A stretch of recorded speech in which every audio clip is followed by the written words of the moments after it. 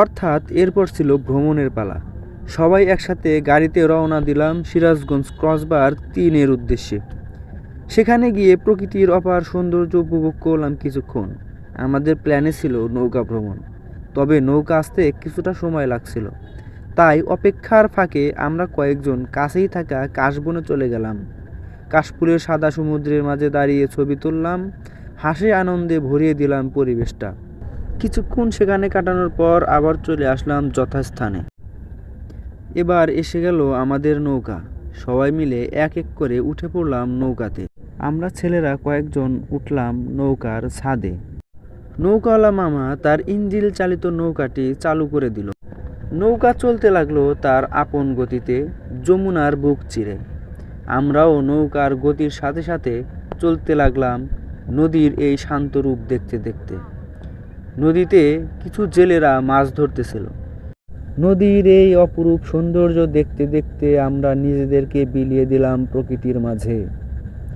এভাবে কিছুক্ষণ যাওয়ার পর চলে আসলো আমাদের সেই কাঙ্ক্ষিত স্থান, যেখানে যাওয়ার জন্য আমরা আজকে রওনা হয়েছি।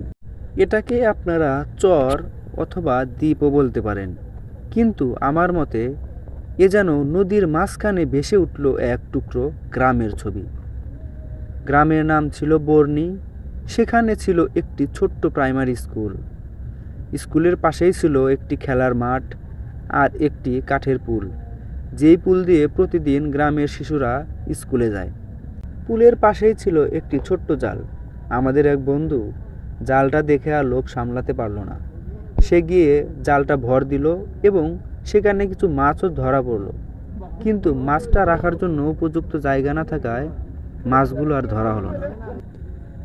সেই গ্রামীণ পরিবেশ কিছু সময় কাটিয়ে আমরা আবার ফেরার জন্য রওনা দিলাম। সূর্য তখন ধীরে ধীরে অস্ত যাচ্ছে। লাল কমলা রঙে আকাশ ভরে উঠেছে। আমরা সেই সৌন্দর্য উপভোগ করতে করতে আবার ঘাটে ফিরলাম। আর সেই সাথে এটাই হয়তো আমাদের একসাথে চলা শেষ সময়, এবং শেষ হয়ে গেল আমাদের এই 3 মাসের যাত্রা। বন্ধুরা, তোমাদেরকে অনেক মিস করব। দোয়া করি যে যেখানেই থাকো অনেক ভালো থাকো। আল্লাহ হাফেজ।